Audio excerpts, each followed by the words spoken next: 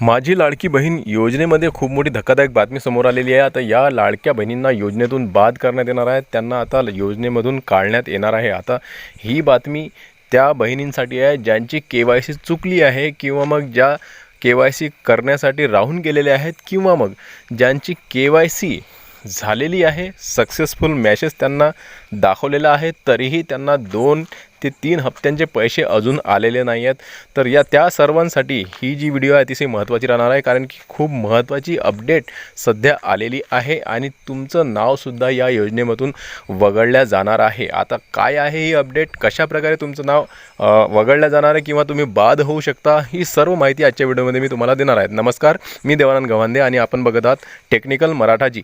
तर बघा ताईंनो, लाडकी बहीण योजनेमध्ये वेळोवेळी अलग अलग प्रकारची पडताळणी किंवा चौकशी किंवा मग KYC करण्यास सांगण्यात आलेली आहे आणि त्याचनुसार ही जी KYC आहे, आणखीन जी KYC आहे ही ऑनलाईन जी काही लाडकी बहीण वेबसाईटचं पोर्टल आहे त्या पोर्टलवर करण्यास सांगितली होती, परंतु त्यामध्ये खूप साऱ्या अडचणी आल्या होत्या आणि त्यानुसारच लाखो बहिणींची जी काही KYC आहे ती चुकलेली होती किंवा राहूनच गेलेल्या होत्या खूप बहिणी।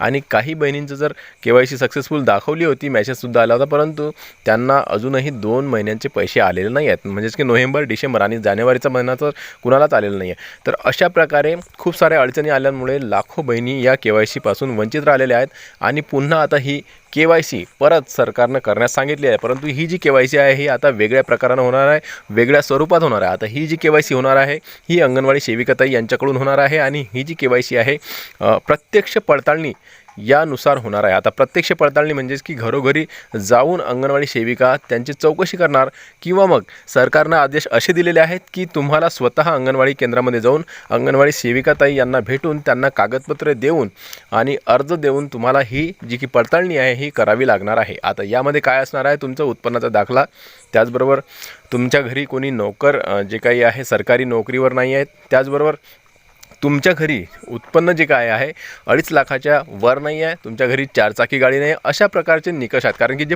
जुने निकष आहेत त्या निकषानुसारच ही प्रत्यक्ष पडताळणी होणार आहे, हे तुम्ही गोष्ट लक्षात घ्या, कारण की सरकारनं स्पष्ट सांगितलेलं आहे।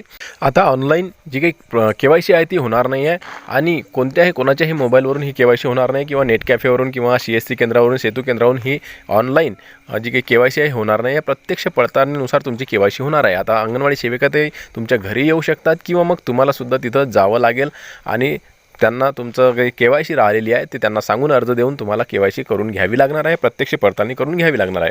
आता यामध्ये घोळ असा निर्माण झालेला आहे की वेळोवेळी जे काही KYC सांगण्यात आलेली आहे, वेळोवेळी प्रत्यक्ष पडताळणीसुद्धा करण्यात आलेली आहे। या अगोदरसुद्धा अंगणवाडी सेविका आपल्या घरी जाऊन पडताळणी करण्यात आलेली होती। आता ही का करण्यात आली होती, कारण की खूप साऱ्या बोगस लाभार्थ्यांनी यामध्ये लाभ घेण्याचा प्रयत्न केला आहे किंवा खूप साऱ्या असे काही बहाद्दर होते की ज्यांनी एकाच व्यक्तीने 30 लाडक्या बहिणींचे अर्ज भरून 30 लाडक्या बहिणींचा लाभ घेतलेला आहे, अशा प्रकारची सुद्धा बातमी मागे आलेली होती। तर म्हणूनच सरकारनं तर यावर प्रतिबंध ठेवण्यासाठी, कारण की त्याच बहिणींना याचा लाभ मिळावा ज्या बहिणी खरंच यामध्ये पात्र आहेत, म्हणून हे काही पडताळणी आहेत, KYC आहेत, हे करण्यास सरकारनं सांगितलं होतं। आता ही जी KYC आहे यामध्ये प्रत्यक्ष पडताळणी होणार आणि यामधून एक गोष्ट आणखीन बातमी समोर आलेली आहे की ज्या बहिणींचं उत्पन्न 2.5 लाखांपेक्षा जास्त असेल याचा जो काही डेटा आहे हा विशेष यंत्रणेमार्फत सरकारला पोहोचवण्यात आलेला आहे।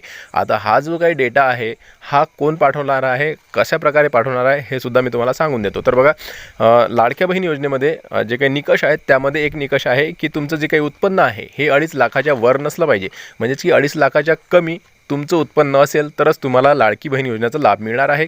आणि यासाठीच आयकर विभाग, जे काही इन्कम टॅक्स विभाग असतो, आयकर विभाग असतो, यांची मदत सरकारनं घेतलेली आहे। आता ही जी बातमी आहे ही जुनीसुद्धा आहे, या अगोदरसुद्धा सरकारनं सांगितलेलं होतं की आम्ही इन्कम टॅक्स डिपार्टमेंटचं मदत घेणार आहोत आणि परिवहन विभागाची सुद्धा मदत घेणार आहोत की ज्यांच्याकडे 4 चाकी गाडी आहे त्यांची माहिती आम्हाला द्या किंवा मग आहे की नाही या व्यक्तींकडे, अशा प्रकारची माहिती आम्हाला द्या। तसेच आता ही जी न्यूज आहे, ही जी बातमी आलेली आहे ही आता लेटेस्ट बातमी आलेली आहे की आयकर विभागाकडून तुमची जी काही पडताळणी आहे हे होऊन तुमच्या आधार कार्डवरून त्यांना माहीत पडेल की तुम्हाला तुमचं जे काही वार्षिक उत्पन्न आहे 2.5 लाखापेक्षा कमी आहे की जास्त आहे आणि त्यावरून तो संपूर्ण डेटा सरकारला पाठवण्यात आलेला आहे, महिला व बाल विकास विभागाला पाठवण्यात आलेला आहे आणि त्यावरून आता तुमची जी काही पडताळणी आहे, जी काही KYC होणार आहे त्यामध्ये तुम्हाला सावधानता बाळगण्याची गरज आहे, कारण की आता तुमचा जो काही डेटा आहे तो सरकारकडे गेलेला आहे.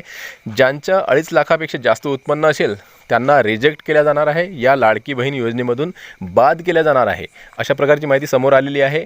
तर त्या बहिणींना घाबरायचं बिलकुल कारण नाही आहे, कारण की ज्या बहिणींचं वार्षिक उत्पन्न 2.5 लाखापेक्षा कमी आहे त्या पात्र आहेत, त्यांना बिलकुल घाबरायचं नाही आहे. त्यांनी आपली पडताळणी व्यवस्थितरित्या करायची आहे. परंतु ज्या बहिणी यांचं उत्पन्न 2.5 लाखापेक्षा जास्त असूनही यामध्ये लाभ घेत आहेत त्यांना मात्र आता यामधून वगळण्यात येणार आहे, अशा प्रकारची माहिती समोर आलेली आहे. इन्कम टॅक्स डिपार्टमेंटनं आपला डेटा जो आहे महिला व बाल विकास विभागाला दिलेला आहे आणि आता ज्या काही महिला 2.5 लाखाचं वर उत्पन्न असूनही याचा लाभ घेत होत्या त्यांना आता या योजनेतून बाद करण्यात येणार आहे, त्यांना आता या योजनेतून काढून टाकण्यात येणार आहे. आता लवकरच ही माहिती समोर येणार आहे, कारण की तुमची जे काही पडताळणी होणार त्या पडताळणीनंतर पुढे तुमचा डेटा पाठवण्यात येणार सरकारला आणि त्यानंतर मग सरकार त्यामध्ये तुमचं नाव बघणार की तुमच्याकडे जे काही उत्पन्न आहे तुमचं हे 2.5 लाखापेक्षा कमी आहे की जास्त आहे. जर जास्त आढळलं तर मग तुम्हाला या योजनेमधून बाद करण्यात येणार आहे आणि ज्यांचं उत्पन्न कमी आहे 2.5 लाखापेक्षा त्यांनाच याचा लाभ मिळणार आहे. तर ज्या महिला पात्र असूनही ज्यांची KYC झाली नाही आहे किंवा त्यांना पैसे मिळाले नाही आहेत तर त्या महिलांना बिलकुल घाबरायचं नाही आहे. आपली जी काही KYC आहे, जी पडताळणी आहे अंगणवाडी सेविकांकडे करून घ्यायची आहे, कारण की उद्यापासून ही जी काही पडताळणी आहे ही सुरुवात होणार आहे. या अगोदरसुद्धा मी एक व्हिडिओ टाकला आहे ज्यामध्ये तुम्हाला तारीख सांगितलेली आहे आणि तारीख 27 जानेवारी आहे आणि 27 जानेवारीपासून तुम्हाला अंगणवाडी आपल्या गावात अंगणवाडी जे केंद्र आहे तिथं जाऊन आपली जी काही पडताळणी आहे, आपले जे काही कागदपत्र आहेत तिथं न्यायचे आहेत, कारण की जी पडताळणी आहे ही जुन्या निकषांवरच होणार आहे. जी काही जुने निकष अगोदर होते त्या निकषांवरच होणार आहे. तुमचं उत्पन्न 2.5 लाखापेक्षा कमी पाहिजे, 4 चाकी वाहन नसलं पाहिजे, तुमच्या घरात कोणी सरकारी नोकरीवर नसलं पाहिजे आणि तुमचं वय 21 ते 65 या दरम्यान असलं पाहिजे. अशा प्रकारची पडताळणी तुमची होणार आहे आणि त्यानुसारच तुमची KYC पक्की मानल्या जाणार आहे. तर घाबरायचं नाही आहे, अंगणवाडी सेवकांकडे जायचं आहे आणि आपली KYC करून घ्यायची आहे लवकरात लवकर, कारण की सरकारनं आदेश दिले आहे की लवकरात लवकर सर्व लाडक्या बहिणींची KYC पूर्ण करायची आहे आणि त्यानुसार जो काही डेटा आहे तो आपल्याला सरकारला पाठवायचा आहे. तर तुमच्या याद्यासुद्धा आलेल्या आहेत जिल्हाधिकारी कार्यालयाकडून, अंगणवाडी सेविकांकडे तुमच्या नावांच्या याद्यात आलेल्या आहेत. तर लवकर घाई करा आणि आपले गावातील अंगणवाडी सेविकांकडे जाऊन आपली जी काही चौकशी आहे, जी काही आपली पडताळणी आहे ती करून घ्यायची आहे. इथं एक गोष्ट आणखीन मी आवर्जून सांगू इच्छितो की अंगणवाडी सेविकांकडून जर तुमची चौकशी पडताळणी झाली नाही तर तुम्हाला सरळ तालुक्याच्या ठिकाणी जाऊन महिला व बाल विकास विभागाकडे जे कार्यालय असते तिथं जाऊन तुमची पडताळणी करून घ्यायची आहे लवकरात लवकर, कारण की उद्यापासून सुरुवात होत आहे आणि तुम्हाला लवकरात लवकर तुमची पडताळणी करायची आहे. आणि तुम्ही तालुक्याच्या ठिकाणी जाऊन सुद्धा जे काही महिला व बाल विकास विभागाचं कार्यालय आहे तिथं जाऊन सुद्धा तुम्ही ही पडताळणी करू शकता. तर अशा प्रकारे तुमची पडताळणी झाल्यावर तुमचा लाभ तुम्हाला निश्चित मिळणार आहे. व्हिडिओ आवडल्यास लाईक करा. भेटूया पुन्हा नवीन एका व्हिडिओमध्ये. तोपर्यंत जय महाराष्ट्र.